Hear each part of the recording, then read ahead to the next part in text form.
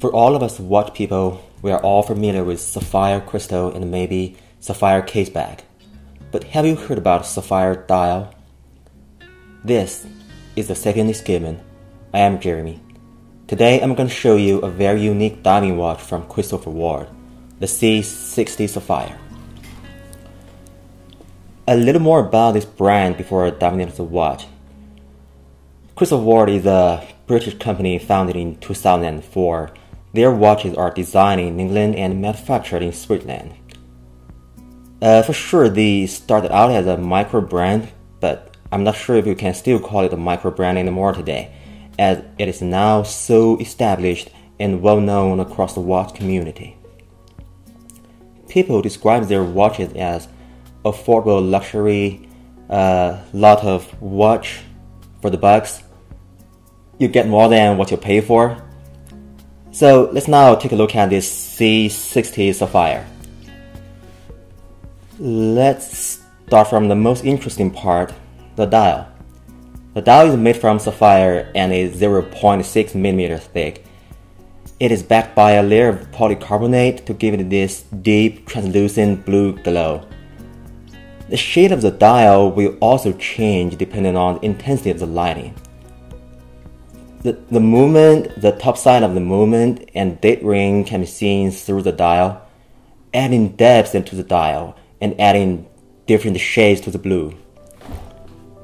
I think this is a very successful design for a dive watch because it emulates the mysterious tropical water and how the color of the water changes to lighting conditions and depth of water. The dial also makes the watch versatile. You can wear it in most offices because the blue is muted and looks dark in most indoor environment without being directly hit by light. But taking the outdoors into the sun, the dial suddenly becomes light. The baton indices are diamond cut and of course applied, and are filled with the X1 grade Super Luminova. Minute markers as our positions are printed in orange, while the rest in white. Below 12 is a barely visible twin flag logo. The name Christopher Ward is right next to the 9 o'clock. Well, this is actually a very controversial position to put the brand name on a dial, and quite a few people argue that it breaks the balance and is a deal breaker. While I personally prefer a symmetrical design, but I didn't find this design bother me at all. On the contrary, I think it is quite iconic in a good way. Above 6 o'clock, we can see 600 meter, 2,000 feet printed in orange. Most dive watches offer 300 or 200 meter water resistance with cases of similar thickness. So again, I think Christopher Ward did a very good job here. So is it necessary to have the water resistance of 600 meters? My answer is no if you ask me, but I think it just gives a peace of mind or simply satisfies a lot of folks. Just like any other C60 watches, the handsets are polished. The hour hand and the minute hand are spear-shaped and baton-shaped respectively, and filled with Super Luminova. And of course, the trident counterbalance is right there at the end of the second hand. There is something that I especially like about this watch. The tip of the second hand is painted in bright orange, echoing the orange mid markers and text prints. I really appreciate the overall orange accent on this watch. It is subtle, but complements the blue tone of the dial flawlessly, enhancing the summer look of the entire watch. Now onto the bezel. The number and the markers are crisp and aligned perfectly with the markers on the dial. The white triangle at 12 is loomed. There is a canal round and right next to the crystal. The countdown quarter is hand-filled with Super Luminova as well, and in the mid-tone blue.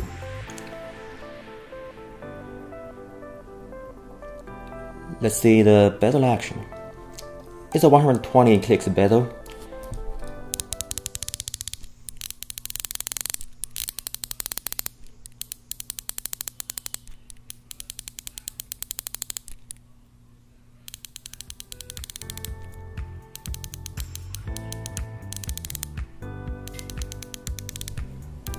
The rotation is smooth, and clicks are crispy,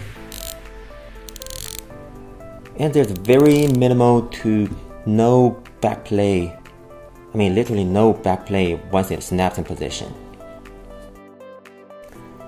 Now powering the watch is the standard grade Sellita 200. I'm not sure if Christopher Ward regulates their watches really well or I'm being really lucky. This watch has been running about +2 seconds per day while I'm wearing it. Last but not least, let's take a look at the design and dimensions of the case. Most part of the case has a brushed surface to give it a toolish and sporty vibe, but the bevels or the faces here and here are polished, adding some decoration or luxury feel to the watch. The edge ring, the teeth, and the logo on the crown are also polished as well.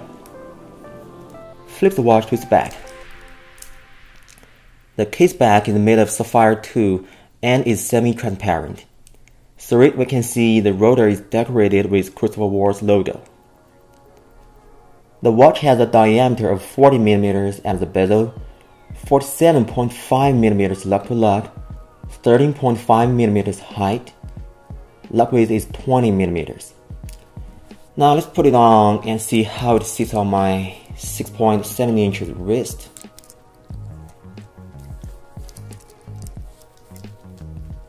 It wears well.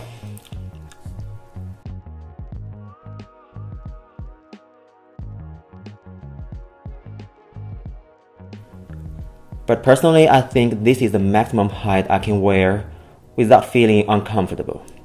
Half of the case sinks nicely into wrist, so that helps reduce the actual wearing height.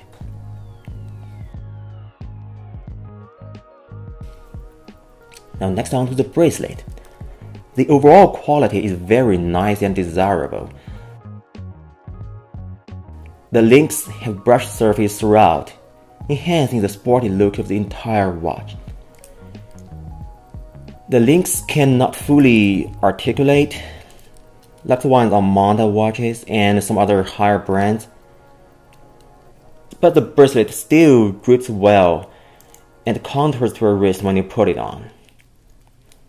The clasp is milled and constructed well. The best feature is that it has a on-the-fly micro adjustment.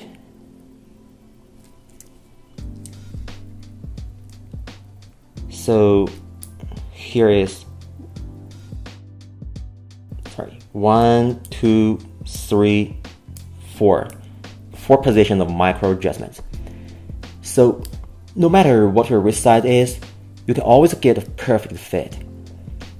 This bracelet doesn't have any wow effect, to be honest, but it is so well-rounded and balanced that I can't find any of its shortcomings without being nitpicky. Put it on your wrist, it won't cause you any trouble or headache. But one thing to notice is that the center of the end link protrude out of the lugs, making the watch wearing a bit longer than what its lug to lug suggests. So take note of this if the lug to lug is already reaching your limit or your comfort zone. Otherwise, if you are considering getting this watch, I strongly recommend getting it on the bracelet. Even if you are a strap guy like myself, this watch is currently being sold at, I believe, $1,050 on bracelet and $960 on the hybrid strap. The bracelet is well worth the price difference in my opinion. You may find yourself wearing this bracelet more often than you thought you would. So, what do I not like about this watch? My biggest gripe is the thickness of the case. I wish Christopher Ward could reduce the height of the case even if that means a compromise of the water resistance. Honestly, I would rather have 300mm or even 200mm water resistance with a, say, 12.5mm height. And the legibility is not always that excellent. A dial can sometimes look foggy or milky under certain lighting conditions, like this. But that's due to the nature of the Sapphire dial, and this actually doesn't really bother me. Other than this watch is almost perfect in my opinion. It's no doubt an interesting summer watch, but it can be a daily driver. I would not call it a strap monster, but a lot of straps pair well with it. I'll show you guys some wrist shots of this watch with different strap choices that I bought for it at the end of this video, and I'll put links to the straps in the description. And this is pretty much all for today. This is also my first watch review. If you enjoyed this video, please like, share, or subscribe. I'm Jeremy. Until next time.